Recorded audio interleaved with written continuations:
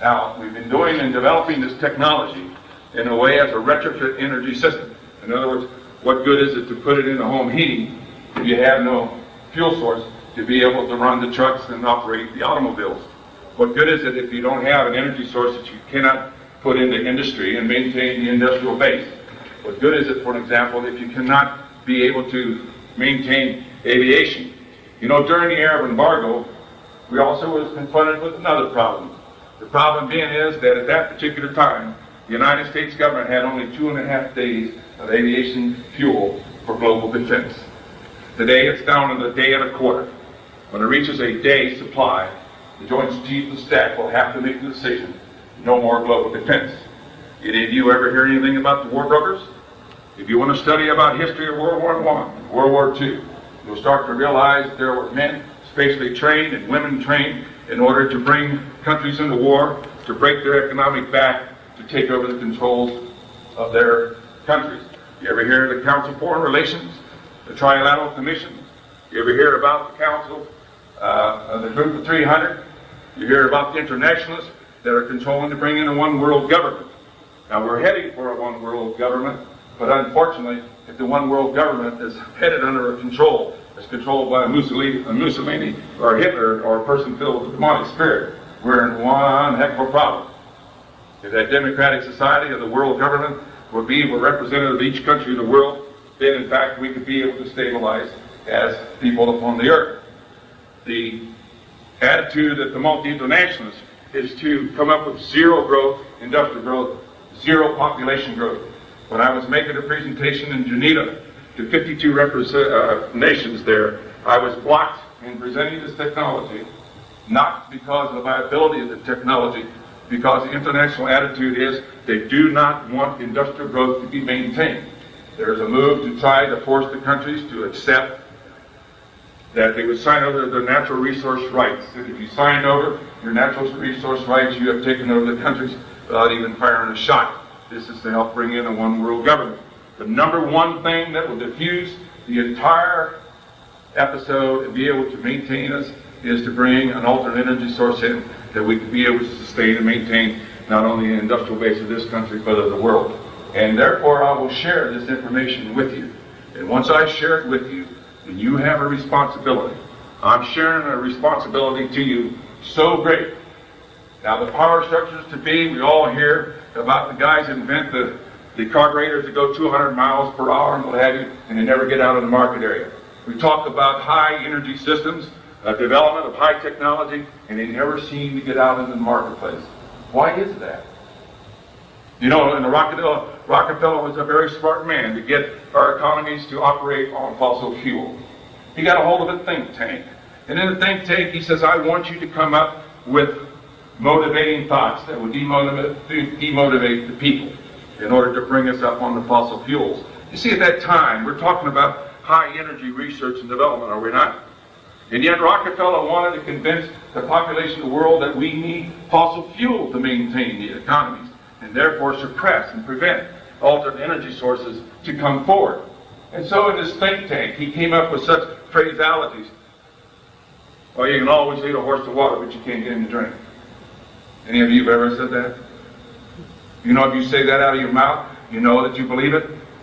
It's the greatest lie in the world. If you lead a horse to water and he doesn't want to drink, I'll assure you that if you're staking about 4 feet away from the water in 2 days flat, he'll try to break the rope to get to the water. If you want to speed up the process, feed him some salt. Another great demotivating thought. Well, you can't buck City Hall. How about another demotivating thought? 2 things you never discuss is politics and religion.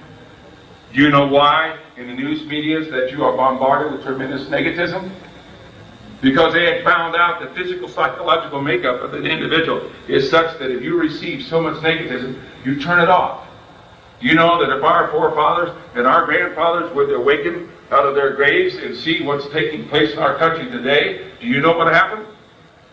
They would grab their arms and go to Washington, D.C. and clean out our government. Absolutely.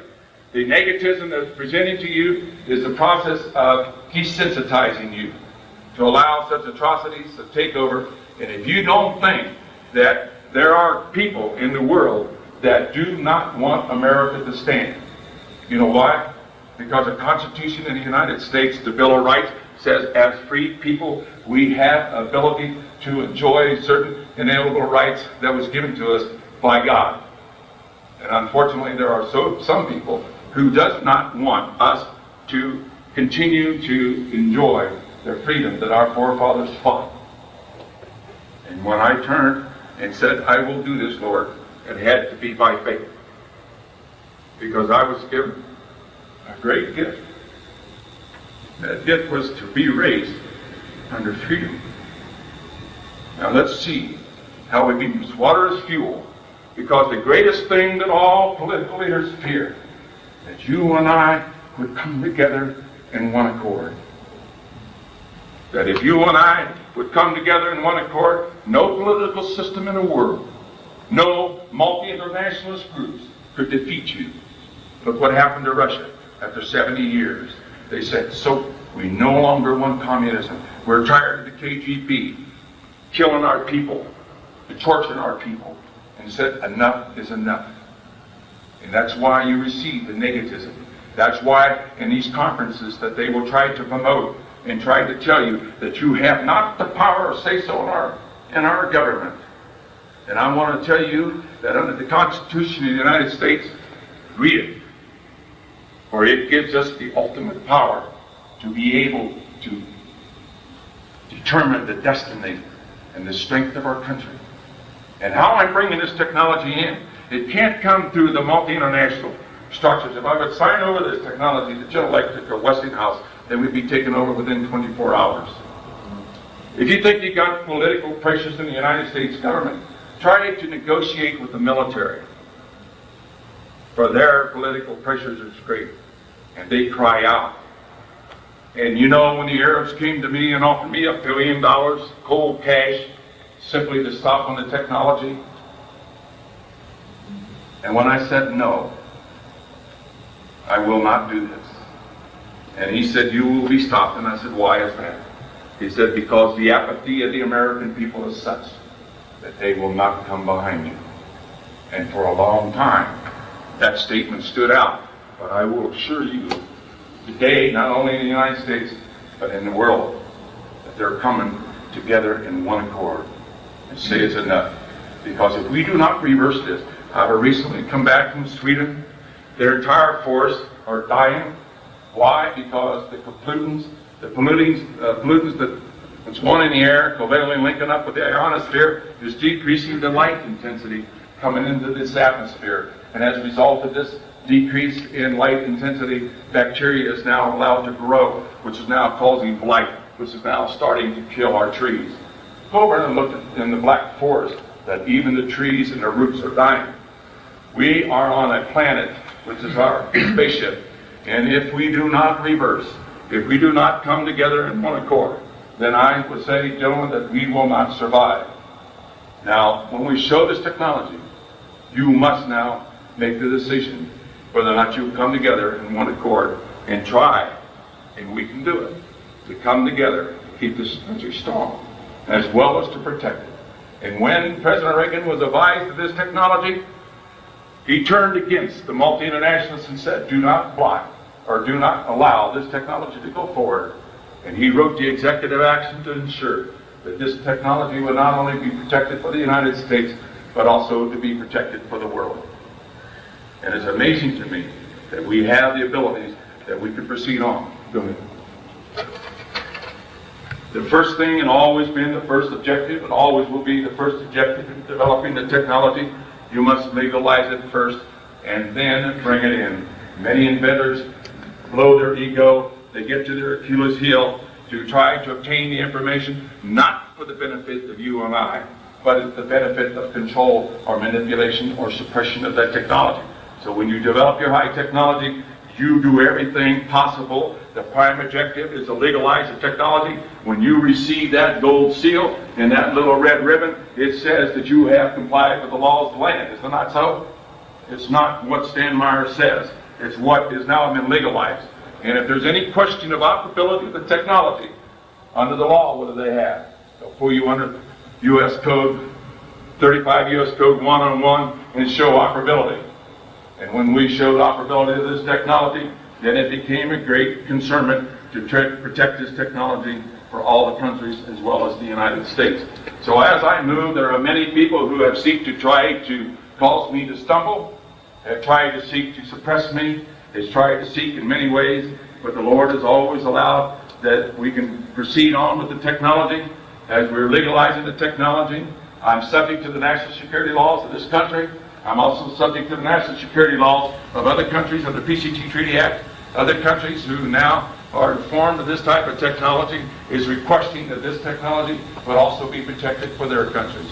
For you see, if this type of technology is restricted from those other countries, then their entire economic base could collapse. You know, if you can use water as a fuel source to maintain the industrial base of one country, but if it's blocked in another, you can drop the prices on your goods and commodities, and therefore the other country cannot be able to sustain itself. Unfortunately, there are those who seek the power controlled by greed, right? And seems to have the desire to control man under greed. It's a form of this sickness. And unfortunately, in my many battles, we've had to overcome this type in order to bring this technology out. So you'll have to forgive me for those who feel that I should have brought the technology out further. I had to be in compliance with both the U.S. and the national security laws and the PCT Treaty Act in order to get around the loopholes that are set there not for you and I, but set there to control and manipulate the high technology. And so, if you never violate that prime directive, you can bring it in. Go ahead. Water is fuel. You know, how many of you here today have driven a car here? Any of you driven cars at all?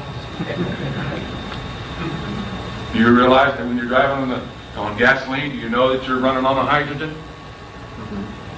You know that if you look at the chemical equation of gasoline, you will find out the hydrogen atom is attached to the carbon atom. Is not so?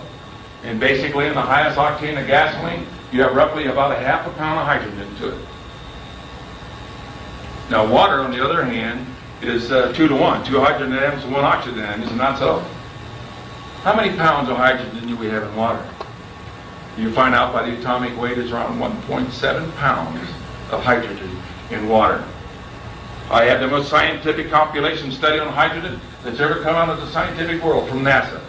Did we not propel the Columbia spaceship by hydrogen and oxygen? And in that report, it clearly stipulated that hydrogen was the most ideal fuel of the future. It can be utilized anywhere, solve even the environmental pollution problem, but they did not have an answer in 3 areas. 1, to produce the hydrogen gas or release it economically from water, control the rate of production, be able to adjust the burn rate of hydrogen gas to co-equal to fossil fuels, and add the 4th one, be able to transport it without spark ignition. And I wrote all the patent rights both nationally and internationally on this type of technology, to be able to use water as a fuel source.